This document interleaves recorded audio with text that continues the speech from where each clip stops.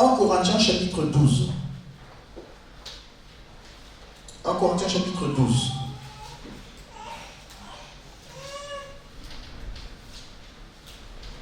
Le thème de ce soir,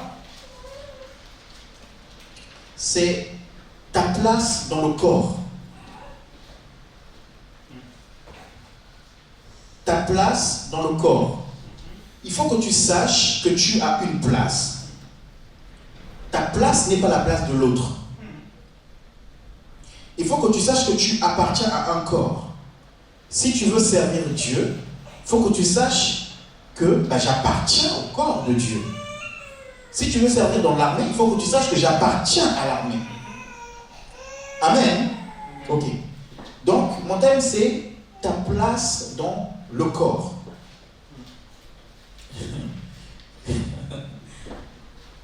Vous savez, je l'ai déjà dit et je le répète. Venir s'installer à Caen, c'était pour nous un combat. Parce qu'il y avait des oppositions. Mais une fois qu'on s'est installé à Caen, on a compris que notre place était à Caen. Est-ce que vous comprenez? On a compris que notre place était là. Et même quand les choses n'allaient pas bien, on savait que notre place est ici. Même quand on avait la galère, ou quand il y avait du travail dans une autre ville, on savait que notre place est à Caen. Amen. Donc, le fait de savoir déjà où est ta place, quelle est ta place, t'aidera à travailler plus facilement et avec conviction. C'est important. Le fait de savoir où est ta place fera que personne ne peut te déloger de ta place si ce n'est Dieu. Parce que même dans l'église, tu peux avoir un frère qui veut te déloger de ta place, même dans l'église. Amen. Amen. Donc 1 Corinthiens chapitre 12, versets 1 à 27. Je vais lire, je vais être un peu rapide, et puis je vais être bref. Je vais pas vraiment, je vais aller à l'essentiel. Il est dit, pour ce qui concerne des dons spirituels, je ne veux pas, frères, que vous soyez dans l'ignorance. Vous savez que lorsque vous étiez païens, vous vous laissiez entraîner vers les idoles muettes selon que vous étiez conduits. C'est pourquoi je vous déclare que nul, s'il parle par l'Esprit de Dieu, ne peut dire Jésus est anathème. Et que nul ne peut dire Jésus est le Seigneur, si ce n'est par l'Esprit Saint. Alors, verset 4, il y a diversité de dons, mais le même Esprit. Diversité de ministères, mais le même Seigneur. Diversité d'opérations, mais le même Dieu, qui opère en tout et en tous. J'ai envie de lire avec une autre version pour que ce soit plus compréhensif. Qui a une autre version peut-être?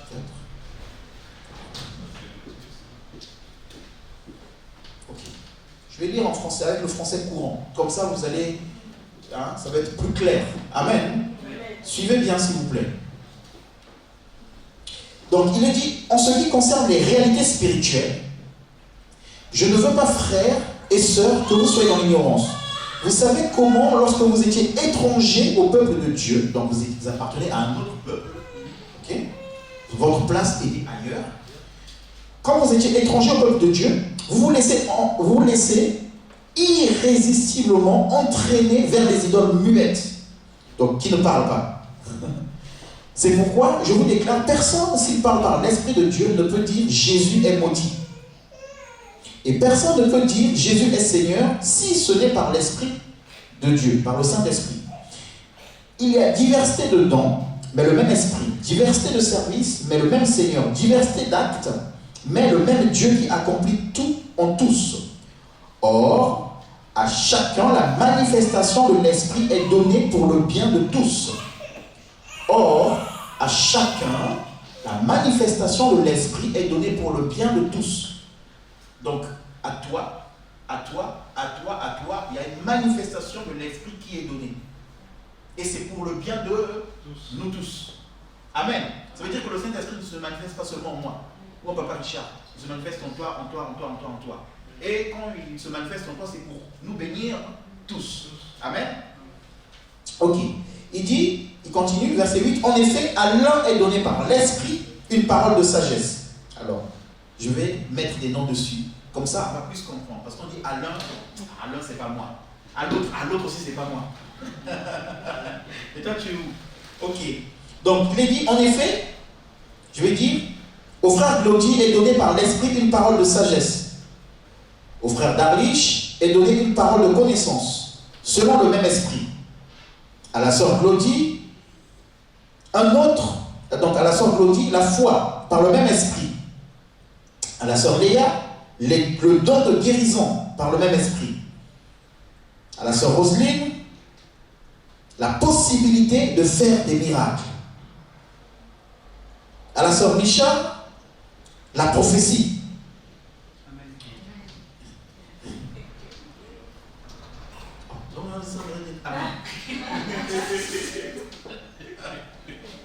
Je l'appelle prophétesse depuis qu'on s'est connu, depuis qu'on s'est fiancé. Amen. C'est juste une parenthèse, bref. Mais tout le monde est prophète, puisque vous parlez de la part de Dieu. On continue.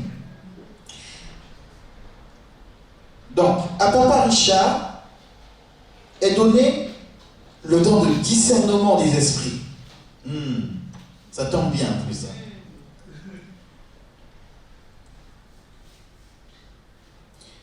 Au frère Sorgé est donné la diversité des langues. À Maman Véro est donné l'interprétation des langues. Mais toutes ces choses, c'est un seul et même esprit qui les accomplit en les distribuant à chacun en particulier comme il veut. Amen. Dieu n'est pas égoïste. Il donne à tout le monde. Vous savez pourquoi Dieu donne à tout le monde? Regardez, on est en France. En France, quand tu ne travailles pas, tu te sens pas valorisé. Tu sens vraiment que limité, c'est comme si tu n'as pas de valeur, alors que tu as de la valeur. Mais le fait qu'on ne te donne pas de travail ou qu'on te dise non, on ne prend pas ton dossier, tu es triste, tu dis vraiment donc je ne suis pas compétent, donc je n'ai pas de la valeur. Moi j'avais postulé au Congo, je voyais à la chaîne de télé congolaise qu'il y avait n'importe quoi au niveau des images, et j'avais postulé pour aller travailler là-bas. Je n'avais pas été pris. Et je dis souvent, bon, voilà, le Congo ne me donne pas de la valeur. Vous voyez, parce que j'étais même parti à Paris rencontrer des journalistes. Il y avait un forum, tout ça, il y avait plein de journalistes. J'ai rencontré, je les ai appelés, quand ils sont rentrés, j'ai pris leur numéro. Ça n'a rien donné. Donc, des fois, je me disais, le Congo ne me donne pas de la valeur. Donc, en fait, quand on ne travaille pas ou qu'on n'est pas accepté, on peut sentir qu'on n'a pas de la valeur. Et donc, Dieu, pour te montrer que tu as de la valeur, il donne ses dons à tout le monde dans l'église. À chacun. Parce que c'est ça qui te valorise. C'est ça qui te donne d'exprimer Dieu. C'est ça qui fait que Dieu passe par toi pour me parler. Et donc, quand tu vois que Dieu passe par toi, et bien tu dis, oh Seigneur, tu m'utilises aussi. Je peux prier pour quelqu'un et puis miracle. Je peux faire guérir quelqu'un. Je peux parler de ta part. Dire à quelqu'un, voici dans ta vie ce que tu fais. Dieu n'est pas content. Ou voici, Dieu te dit de ne pas faire ça. Il veut te bénir. Et puis la personne dit, oui, c'est vrai. Oh, donc Dieu m'utilise. Mais tu te sens valorisé. Donc Dieu le donne à tout le monde. Amen. Ok. Nous continuons.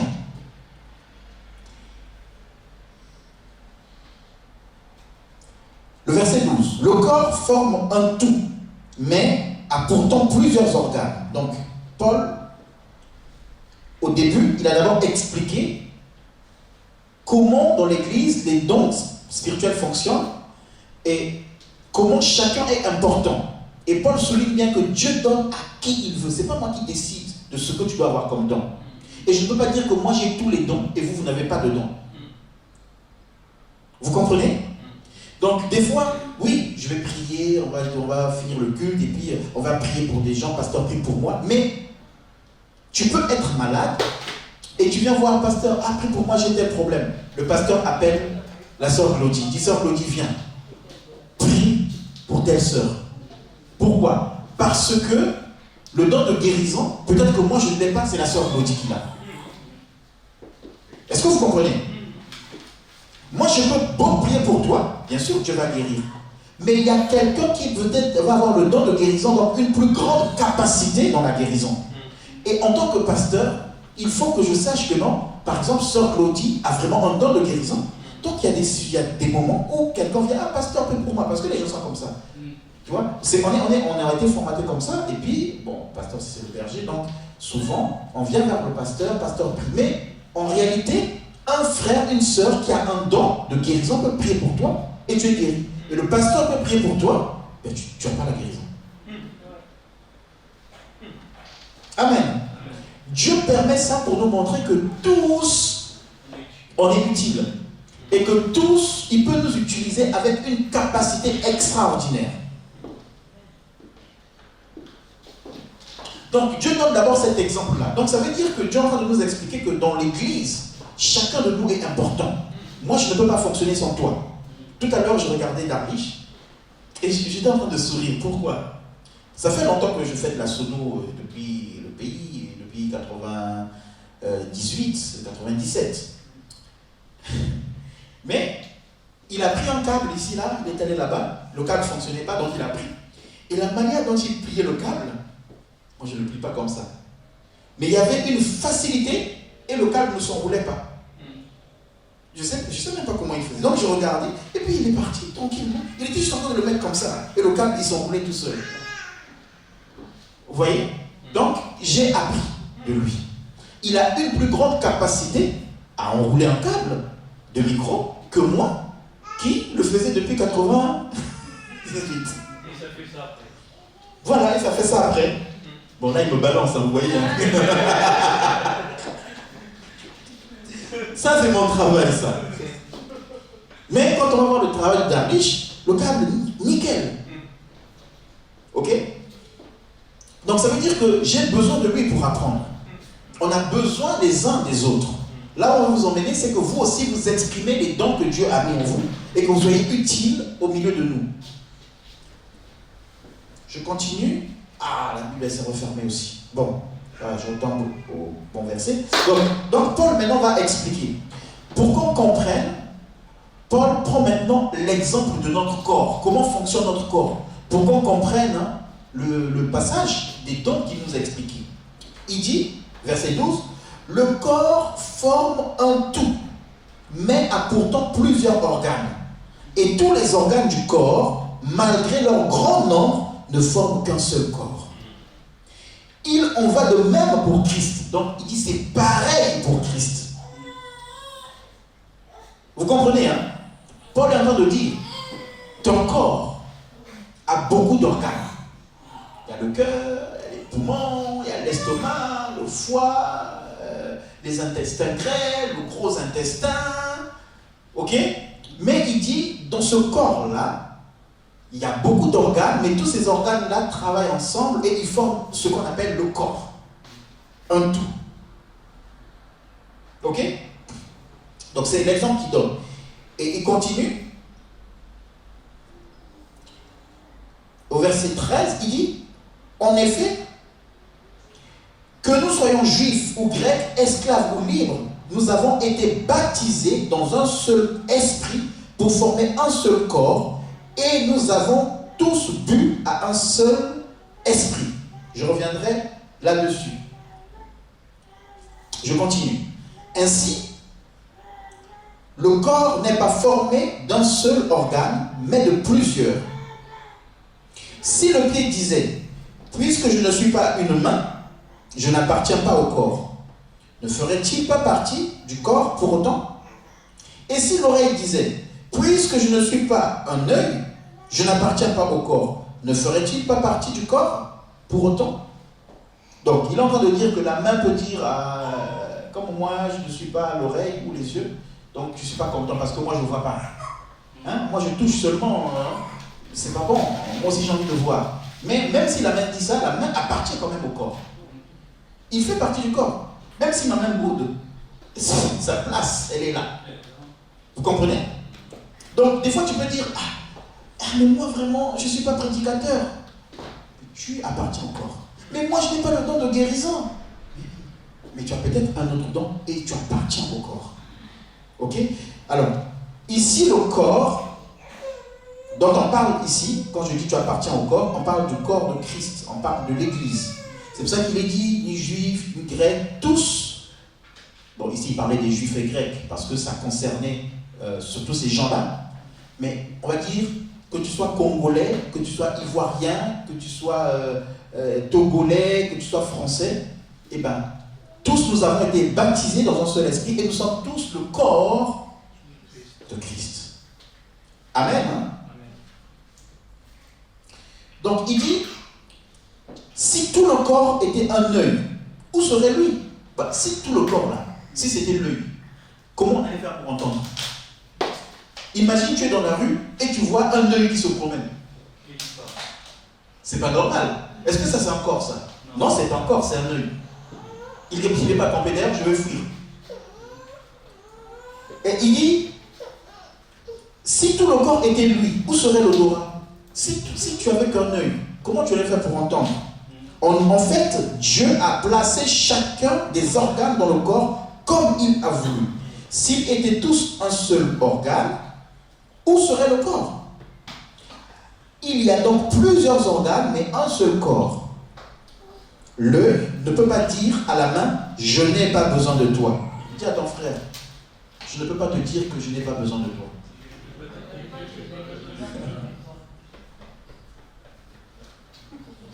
Dis, j'ai besoin de toi. Nous avons besoin les uns des autres.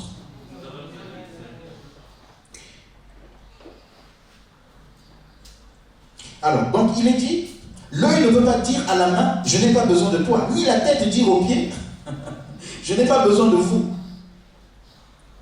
Parce que si la tête dit aux pieds, je n'ai pas besoin de vous, eh ben, elle réfléchit bien, elle travaille bien, elle veut aller au travail, mais les pieds ne peuvent pas marcher. Amen. Bien plus les parties du corps qui paraissent être les plus faibles sont nécessaires. Et celles que nous estimons les moins honorables du corps, nous les entourons d'un plus grand honneur. Donc les parties que nous estimons les plus faibles sont nécessaires. On va prendre juste un exemple. On peut dire par exemple l'œil est très sensible. L'œil est très sensible, on va dire donc est faible. Mais l'œil est nécessaire pour voir. Vous voyez? Et il continue, il dit, celles que nous estimons moins honorables du corps, nous les entourons d'un plus grand honneur. Ainsi, nos organes les moins décents sont traités avec plus d'égard. Tandis qu'ils sont décents, tandis que ceux qui sont décents n'en ont pas besoin.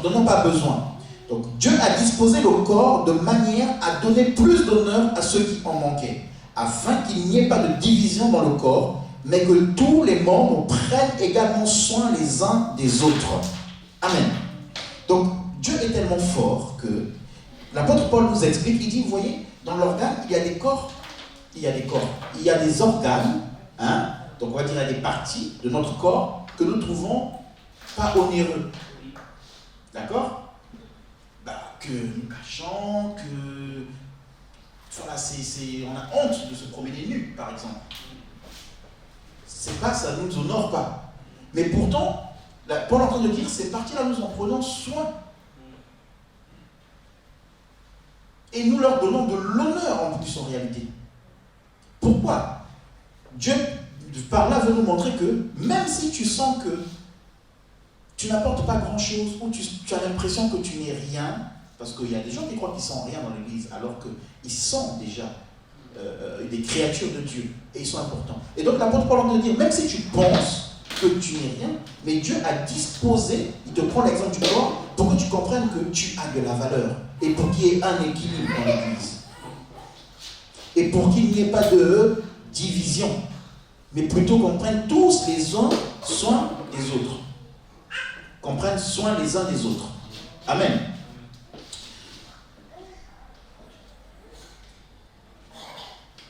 Donc, on ne va pas se ranger en partie pour dire, bon, nous, nous, c'est les hommes de Dieu. Allez, on va s'asseoir ici.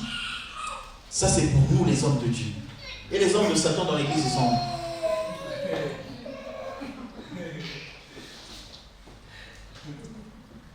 Nous, c'est nous qui sommes devant. Donc ceux qui sont là-bas, bon, on s'en occupe pas. Ou bien c'est notre catégorie. Non. Nous tous avons été baptisés dans un même esprit. Tu comprends? Après, la différence ici, c'est les ministères, c'est les dons. Et on l'a lu tout à l'heure. Dieu donne à chacun différemment. Ok? Donc, verset 26, je continue. Si un membre souffre, tous les membres souffrent avec lui. Si un membre est honoré, tous se réjouissent avec lui. Des fois, on va être dans l'église, quelqu'un souffre, et nous on est content. Ah, vous voyez, Dieu l'a frappé. Le problème là, j'avais dit, le Seigneur va aller régler ça. Non. Si lui, il souffre, toi aussi tu souffres avec lui. Il faut se porter les uns les autres. Comment tu peux être dans la joie? Imaginez, ton doigt là est coupé. Tu crois que l'œil va être content? Ou l'oreille va être content? C'est tout le corps qui va souffrir. Des fois, regardez, tu as un petit rhume. Juste un petit rhume là, des fois, hein, qui coule un tout petit peu. Mais ton œil commence à avoir des larmes. Vous voyez, non? Donc, des fois, il y a des larmes qui coulent. Ça vous est jamais arrivé? Donc, si quelqu'un souffre dans l'église, comme on est un corps, nous souffrons tous. Et comme nous souffrons tous, nous devons prier pour que cette personne guérisse. Donc, on doit soutenir. Si quelqu'un est dans la joie, nous nous réjouissons avec la personne. Amen. Si quelqu'un est dans la joie, nous nous réjouissons. Si le frère Darlich a fait sa demande, il s'est réjoui, nous nous réjouissons avec lui. Nous ne disons pas, ah mais lui il veut montrer quoi? Donc à son âge, il veut prouver que lui, il veut tout ça. Non. Si papa Richard a quand il a acheté sa Maserati, bah, on se réjouit de sa Maserati. Après, il va nous donner des tours. Après, il peut nous donner des tours. Oui. On peut conduire aussi un peu. Pour dire, ah, j'ai goûté à la Maserati. Mais il ne faut pas se réjouir parce que tu veux goûter à la Maserati. Il faut te réjouir pour lui. Parce que il a obtenu quelque chose qu'il voulait, qui réjouit son cœur. Il est heureux, je suis heureux avec lui. Amen. J'ai une Twingo, lui il a une Maserati, je me réjouis. Parce que même si j'ai une Twingo, ma Twingo peut quand même rendre service à celui qui a une Maserati. Parce que Maserati, quand ça tombe en panne, elle t'appelle quelqu'un qui a une Twingo pour venir te récupérer parce que la Twingo, bon, ça tient quand même. La Maserati tient aussi, attention. Bref, on ne parle pas de voiture. Donc, c'est pour dire que si quelqu'un se réjouit, nous nous réjouissons avec lui. Donc là, j'ai donné une introduction du corps. Dans le corps, tu as besoin de moi et j'ai besoin de toi. Nous avons besoin les uns des autres. Amen. Et dans le corps, il faut que je considère que l'autre aussi a des capacités, l'autre aussi a des dons. Il faut pas que, si je vois mon frère qui est tombé, je ne peux pas dire parce qu'il est tombé, parce qu'il a fait un tel péché, donc il n'a plus de dons, il n'a pas de cas. Non. Ça n'a rien à voir. Parce que des fois, on juge les gens par rapport à ce qu'ils font ou par rapport aux erreurs qu'ils ont commises. Ou encore, on juge les gens par rapport à leur position dans l'église. Ah, lui, comme il est pasteur, donc lui, il a des dons, il a des talents, il a des ministères. Mais le frère que je vois qui est tout le temps assis là, il n'a pas de don, il n'a pas de ministère. Oh, tu le sais. Il y a une personne qui a un don dans la prière. Cette personne, je le sais, elle a vraiment un don. Mais ce n'est pas quelqu'un que vous allez voir devant, en train de prêcher, tout ça. Non, non, non, les gens ne la connaissent pas comme ça. Dans les églises où elle vend, cette personne va, les gens ne la connaissent pas comme ça. C'est quelqu'un de très réservé. Mais là, ce matin, il était peut-être 13h, je ne sais plus. Cette personne m'a appelé. Tu te prépares pour le culte? Oui, je me prépare pour le culte et tout. Je vais prier pour toi. Oui. Elle a prié pour moi. Pour le culte.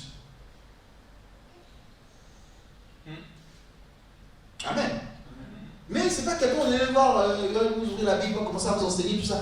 Mais c'est quelqu'un qui a un don dans la prière.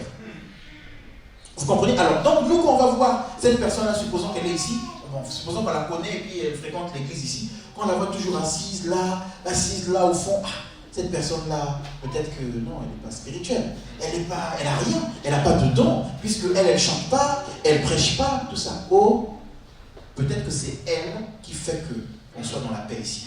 Sinon, j'aurais giflé déjà d'autres personnes.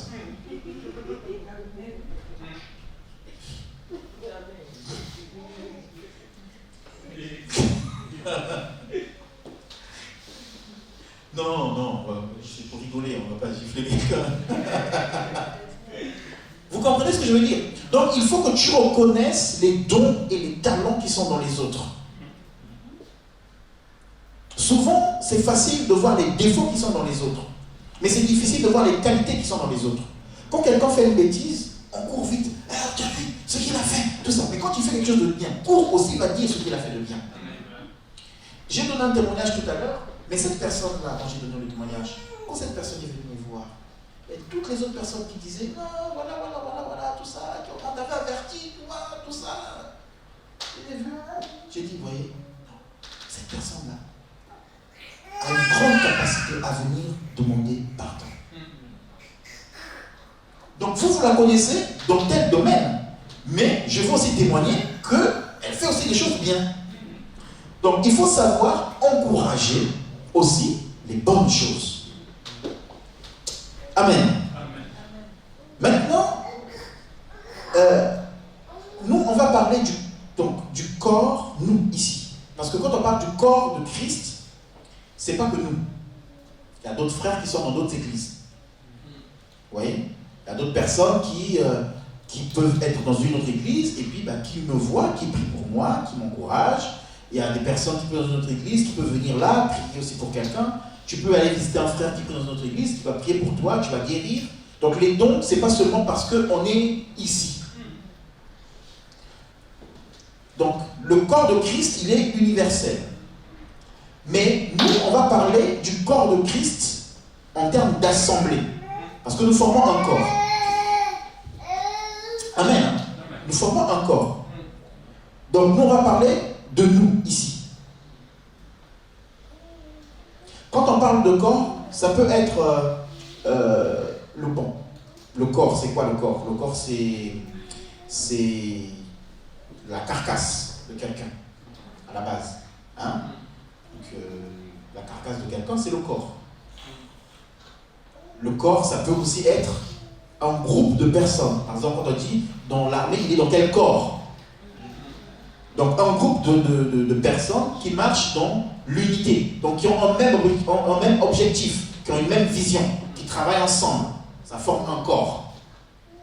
Et donc, nous, le fait d'être là, ensemble, rassemblés, avec un objectif, une même vision, eh bien, on forme un corps. Quand nous sommes rassemblés avec les chrétiens du monde, nous formons aussi un gros corps. Amen. Donc nous voulons parler du petit corps que nous sommes ici. Amen. Donc, on a dit...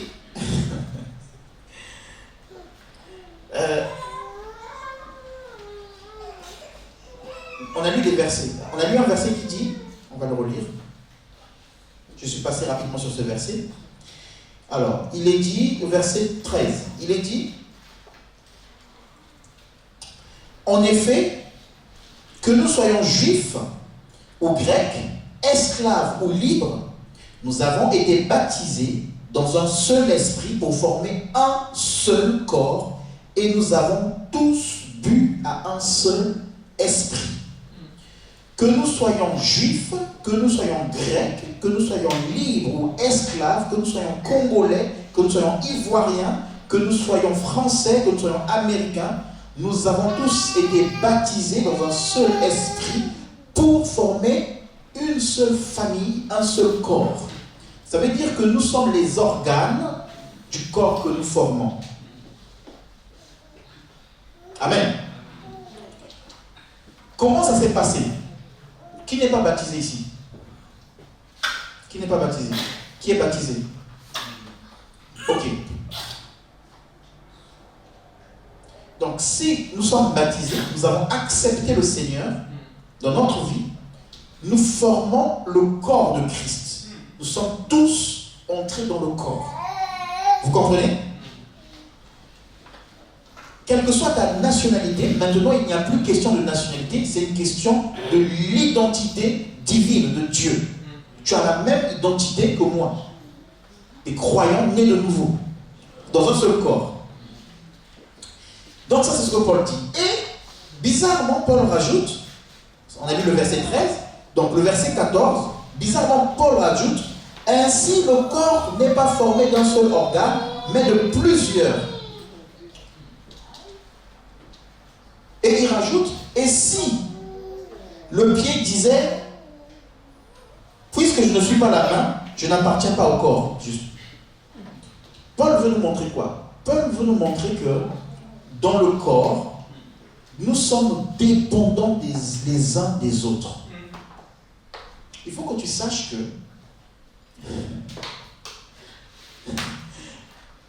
Amen. Il faut que vous sachiez qu'on est dépendants les uns des autres. Mon pied dépend de ma main. Elle ne fait pas ce qu'elle veut. Il ne fait pas ce qu'il veut, mon pied. Mon pied est lié à mon corps, donc lié à ma main. Nous sommes liés. Est-ce que vous comprenez ça? C'est-à-dire que tu dépends de moi et je dépends de toi.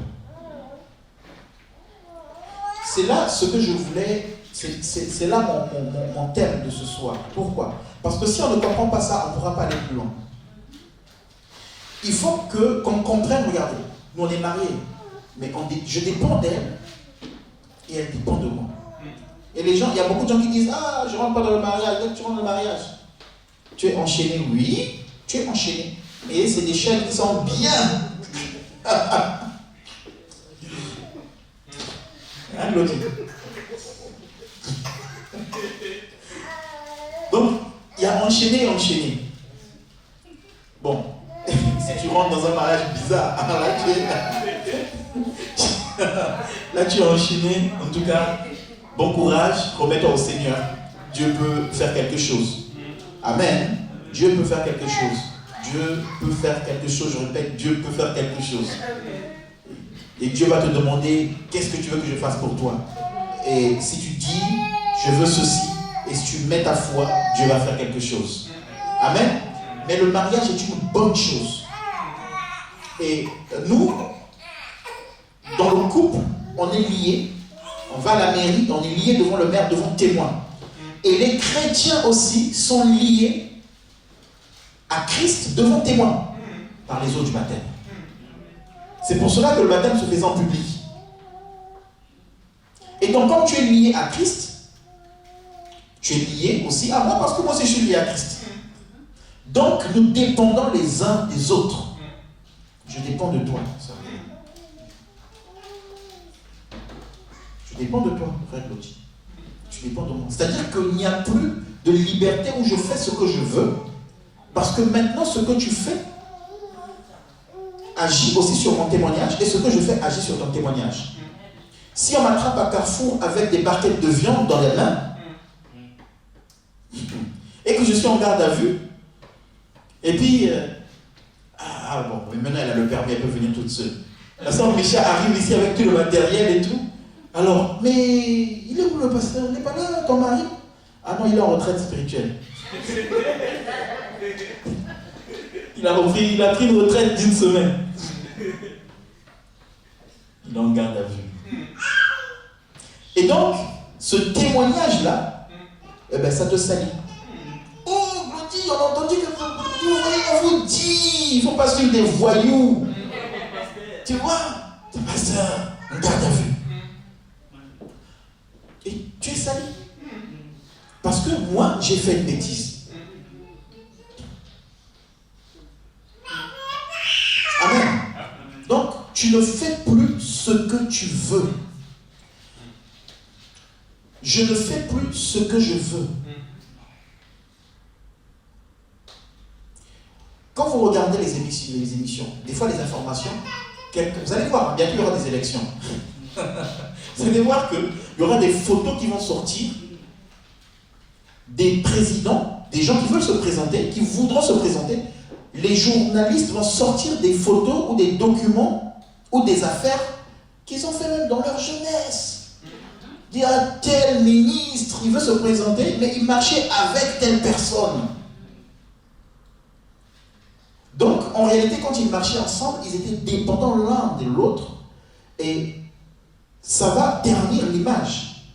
Et ça peut freiner la destinée de quelqu'un qui veut se présenter, qui veut devenir président de la République, simplement. Donc, tu n'es pas libre.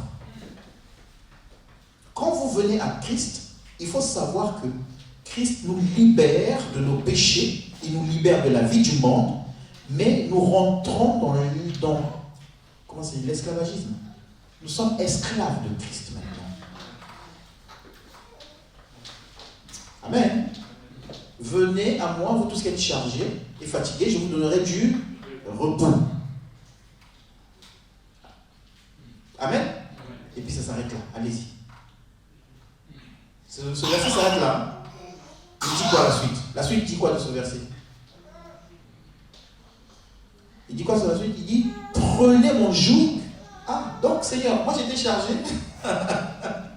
J'étais fatigué. Je suis venu, j'ai déposé mon fardeau. Et puis, je croyais que j'allais être à l'aise maintenant. Mais tu me dis encore de prendre un joug. Oui, prends mon joug. Mais mon joug est doux et léger. Donc tu n'es pas libre. Amen. Donc Paul insiste sur les organes. Il dit, mais si l'œil dit, ah mais pourquoi moi je suis l'œil, tout ça, moi je voulais être l'oreille, comme ça j'entends tout ce que les gens disent, quand on parle du mal de moi, comme ça, je crois. C'est pas possible. Bon, maintenant si l'œil dit, bon écoute, moi je ne suis pas là. Oui, si l'œil n'est pas là, mais le corps fait comment pour se déplacer? Donc, pour que le corps fonctionne correctement, il faut que chacun soit à sa place et que chacun fonctionne correctement. Est-ce que vous comprenez? Donc, j'ai envie de faire de la peinture. Ma tête, mon cerveau réfléchit, dit, bon, ok, il faut que tu fasses la peinture. La main veut faire la peinture, mais les pieds ne veulent pas aller. Est-ce que la mission va être faite? Non. La main veut peindre là et les pieds m'emmènent là-bas. Non. Il faut que tout le corps soit en harmonie pour que mes pieds m'emmènent vers le lieu où je dois mettre la peinture, que les bras se lèvent, mais les bras ne peuvent pas tout seuls. Il faut que les yeux voient où je vais mettre la peinture. Donc ça veut dire que les yeux sont importants, mes pieds sont importants, la main est importante. Pour que la maison soit belle. Pour que la maison de Dieu soit belle, il faut que chacun soit à sa place et que chacun fasse ce que Dieu lui demande de faire. Amen.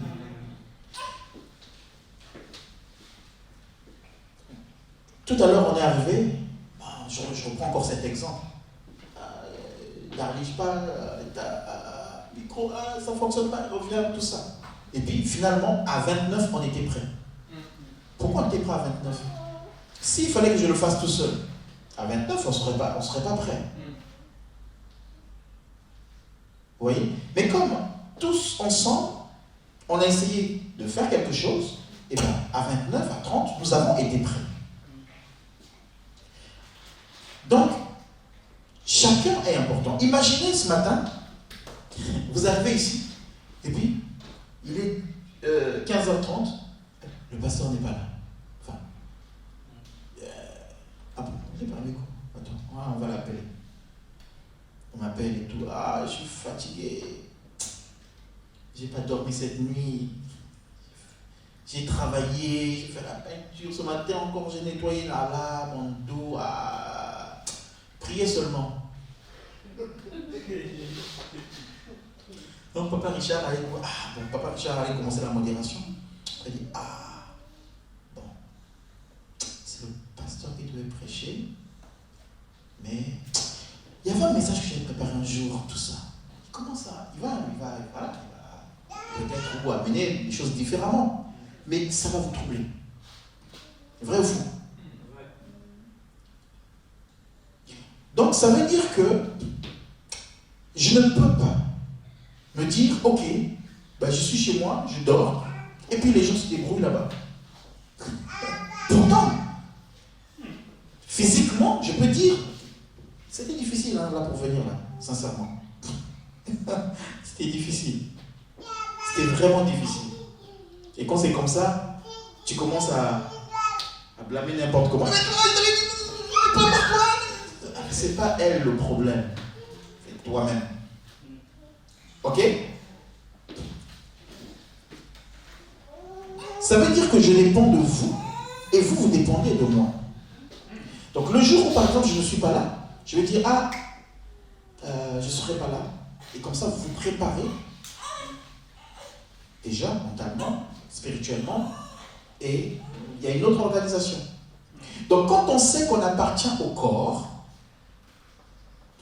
il y a une organisation qui se met en place.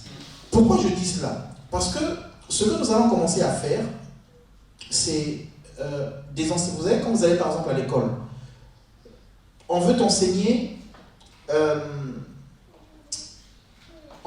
les mathématiques. Mais pour t'enseigner les mathématiques, il faut qu'on commence d'abord à te montrer comment compter. Mais le jour où on te montre comment compter, le lendemain, on va te montrer autre chose. Comment maintenant additionner, ou soustraire, ou multiplier. Mais le but, c'est que plus tard, on te fasse faire des mathématiques. Mais c'est petit à petit qu'on t'amène. Mais tu vas comprendre si tous les jours tu es là. Est-ce que vous comprenez? Si tu sautes une étape, eh ben, le jour où tu arrives, tu vois les autres font quelque chose. Oh, mais comment vous faites ça? Ah, mais la semaine dernière, on avait vu la formule pour le faire. C'est pareil avec le service du Seigneur. Dans ce que nous allons partager, nous allons avancer ensemble. C'est-à-dire qu'on va prendre du temps pour préparer un enseignement, pour préparer une méthode, pour préparer des exercices pour vous. C'est pour vous. Je ne suis pas payé pour ça. Mais je vois tellement la misère, je vois tellement l'exploitation que j'ai envie de vous donner le peu que je connais pour que vous-même, vous puissiez rentrer dans le plan de Dieu. Parce que je vous dis la vérité, j'ai été auprès des hommes de Dieu, que ce soit dans les assemblées de Dieu, que ce soit chez les baptistes, que ce soit dans les églises libres. Il y a des bonnes choses, mais il y a aussi des mauvaises choses. La parole, là, ils la prennent, pour certains, ils la transforment comme ils le veulent, en prenant un verset, et ils vous font croire cela, et votre destinée est foutue. Si je ne méditais pas, si je ne m'approchais pas, si je n'étudiais pas, eh bien, elle est là témoin. On aurait suivi peut-être des voies qu'aujourd'hui on se dit, ah, on est où? Ça se trouve, peut-être on serait séparés. Vous comprenez? Donc, le danger que j'ai vu, qui guette les enfants de Dieu, je veux te dire, tu peux t'en sortir, et je veux te donner les clés pour t'en sortir. Mais ce que je veux aussi te montrer, ou attirer ton attention, c'est qu'il faut que tu sois disponible, il faut que tu sois là. C'est ça le corps. Pourquoi tu dois être là? Parce que non seulement tu vas être béni, mais parce que toi aussi tu vas nous bénir. On vient de voir que Dieu donne les dons à qui il veut. Donc moi je ne sais pas aujourd'hui quel est le don que tu as. Mais le fait d'être là, bon, le Seigneur te saisit, tu donnes une parole, connaissance. Une fois, deux fois, trois fois. Il a le don de parole de connaissance. Mais comment on l'a su? Parce que tu étais là et tu nous as parlé de la part du Seigneur. Donc en étant utile pour nous, tu découvres ton appel. Venez pas à l'église avec des intérêts égoïstes. 1 Corinthiens 12 nous montre qu'on vient à l'église pas pour soi-même, mais pour les autres. Et Et en bénissant les autres, nous-mêmes, on est bénis. On travaille pour les autres, nous-mêmes, on travaille pour nous-mêmes. J'étais à la maison, ce matin, je disais, oh, mais, je regarde l'heure. Wow, 3 minutes, je finis. J'étais à la maison ce matin et je me disais, en fait, il y a un principe, c'est une loi. Tu ne peux rien, que tu sois mauvais, que tu sois gentil, que tu sois bon, que tu sois, je ne sais pas, il y a un principe, c'est que quand tu sèmes, tu récoltes. Donc quand je dis s'aimer, les gens vont dire, ah, offrande dîme, tout ça. Non, il n'y a pas que ça. Quand tu sèmes dans la vie, quand tu es disponible pour la vie des gens, tu bénis les gens, il y aura d'autres personnes qui vont te bénir. Vous comprenez? Il y aura d'autres personnes qui vont se battre pour toi. Pas forcément les personnes que tu connais, pas ceux à qui tu t'attendras, mais d'autres personnes qui vont se battre pour toi. Donc si je viens à l'église dans le but de bénir un frère, moi aussi je serai béni qu'on le veuille ou non. Et Paul a compris cela, et c'est ce qu'il veut communiquer aux enfants. Dans l'église de Corinthe, les gens étaient égoïstes. Les gens pensaient à eux. Les gens étaient vraiment centrés sur eux. Mais Paul leur fait comprendre, mais ce que tu as reçu, ce n'est pas pour toi, c'est pour les autres. Donc, ta présence, ma bénédiction est liée à ta présence. Ben oui. Quand j'arrive, si je vois, oh, papa Darish est là, ben je suis déjà encouragé. Déjà dans ma tête, je suis encouragé. Parce que je sais que le câble va être bien plié. Parce que je sais que je ne vais pas torturer le câble. Et ça se trouve quand on arrive ici, les câbles, dès que j'arrive avec mes sacs là, les câbles, déjà ils cherchent. Darish est là ou pas? S'il n'est pas là, le micro fait déjà aïe aïe aïe aïe aïe aïe aïe. On va mal me plier ici. J'aurai des courbatures. Amen. Donc, rien que. Alors, est-ce qu'il y a quelqu'un, sincèrement, on est entre nous, me dites, je ne vais pas vous en vouloir. Au contraire, je vais prier pour vous, il n'y a pas de souci. Est-ce qu'il y a quelqu'un quand il rentre dans la salle ici et il arrive voir, oh, le pasteur est encore là aussi aujourd'hui.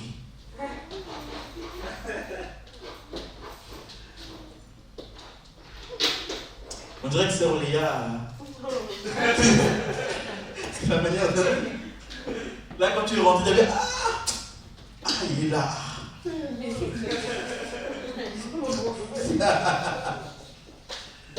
Non, c'est pas ça. C'est-à-dire que quand vous arrivez, quand vous me voyez, vous êtes content. Moi aussi, quand je vous vois, vous arrivez, je suis content. Ça fait du bien. C'est-à-dire que rien que déjà, ta présence, ton sourire est une bénédiction. À plus forte raison, maintenant, si Dieu t'utilise et que tu parles de la part de Dieu. Donc, il faut que tu saches que tu as quelque chose à donner. Et par là, je veux dire quoi? Je veux dire, il faut que tu arrêtes d'être timide. Si Dieu t'a donné une parole, donne-la. On va juger si elle est dans la parole de Dieu, si elle est conforme. On dit Amen, merci Seigneur. Et le don, le talent que tu as se découvre à ce moment-là. Si tu te trompes, c'est pas grave. Même Samuel, le prophète, vous connaissez le prophète Samuel, il avait une précision dans la prophétie. C'était incroyable. Lisez 1 Samuel. Il avait une précision. En fait, lui, s'il était à notre époque aujourd'hui, je crois que, tel que je vois comment les gens se comportent aujourd'hui là, lui, il allait arriver là, tout le culte, donc il allait faire, toi ton problème, toi ton problème, toi ton problème. Samuel aurait fait ça, non? Non, il n'aurait pas fait ça, je pense pas. Mais, je veux dire, Samuel s'est trompé. Donc si tu arrives, tu reçois une parole du Seigneur, tu la donnes, tu te trompes, il n'y a pas de souci. Il n'y a pas de souci. Parce qu'on apprend aussi en se trompant. Mais sache que quand tu viens ici, tu as reçu l'Esprit de Dieu. Si tu as été baptisé dans un corps et tu appartiens au corps, il faut que tu t'exprimes. Parce que ma main s'exprime. Parce qu'elle fait partie du corps. Si un jour, s'il y a un élément de mon corps qui ne s'exprime plus, eh ben, il faut savoir que là, c'est dangereux. C'est très dangereux. Juste un élément. Une veine. Donc, si tu fais partie du corps, il faut que tu t'exprimes. Donc, il faut que tu prennes courage. Il faut que tu saches quelle est ta place. Il faut que tu saches que tu as ta place dans le corps. Même si quelqu'un te dit que tu n'as pas ta place, il faut que tu saches que tu as ta place parce que c'est Dieu qui t'a placé, ce n'est pas moi qui t'ai placé. C'est pas parce que je vais dire, bon, ok, papa Darly, tu ne fais plus ce travail-là que tu faisais, maintenant c'est bon, tu ne le fais plus, tout ça. Ça ne veut pas dire que tu n'as pas ta place parce que c'est Dieu qui t'a placé. Et la place, c'est le Seigneur qui te l'a donnée. Et j'aimerais aussi dire, je n'ai pas suivi ce que j'avais prévu, mais j'aimerais dire aussi, il faut que tu saches que là où il y a ta place, là aussi sont les combats.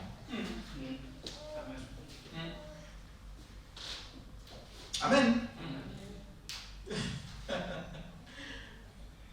Quand Jésus est venu sur terre, sa place était où? C'était sur terre. Quand Jésus est descendu en tant qu'humain, sa place était là. Sa mission, elle était là. Il a été combattu. Amen. Quelle était la place d'Adam? Dans le jardin. Ok, Dieu avait mis quoi dans le jardin? Comment il a mis cette tentation? L'arbre.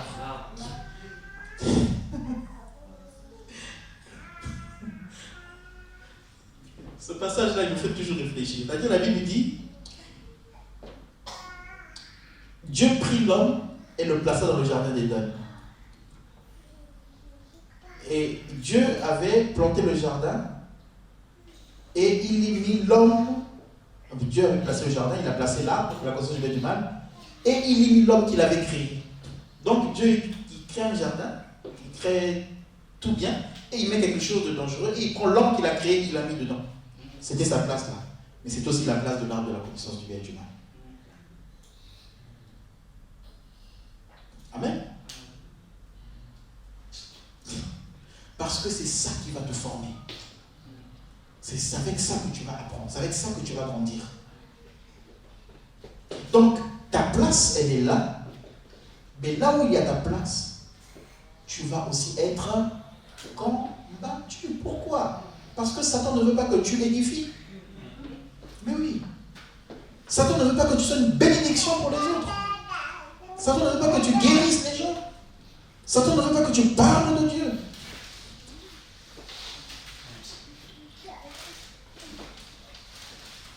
On va continuer prochainement. Donc on a dit, on est dépendants les uns des autres.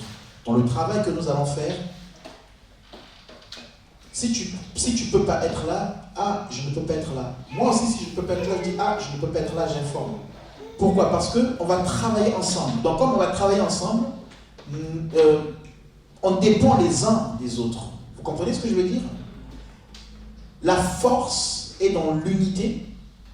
La victoire est dans l'unité.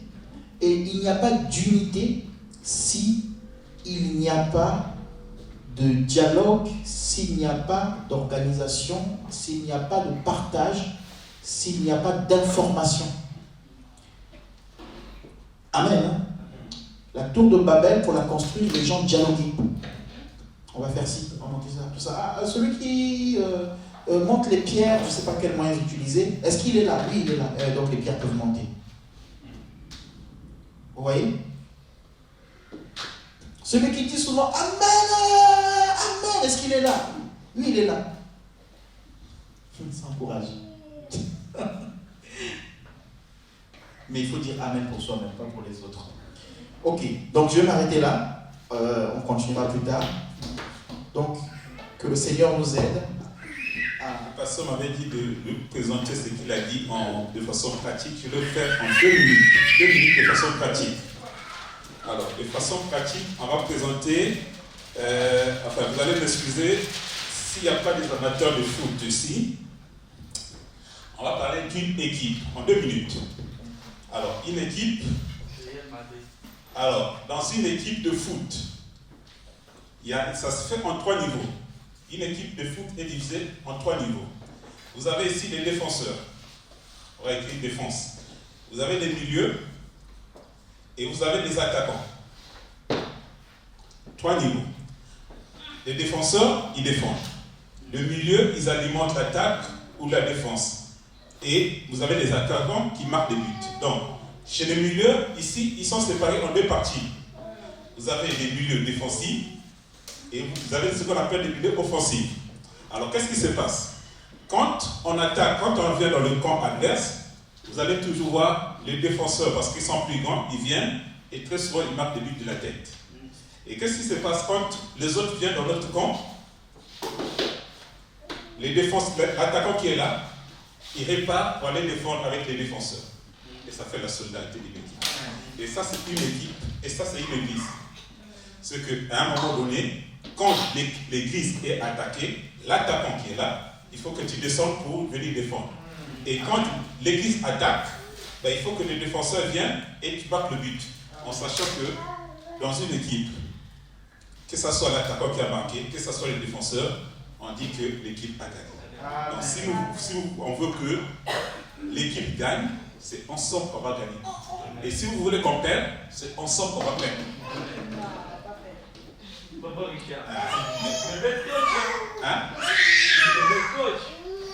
Donc, c'est vraiment ce travail qu'on va faire. Et si on est tous engagés, vous allez voir que nous allons gagner ensemble. Et ça sera notre joie, parce qu'il y a une joie. Si je vois des gens qui se marient, les gens se marient, c'est une joie pour l'église. Et s'il y a des désordres dans l'église, ce n'est pas une joie.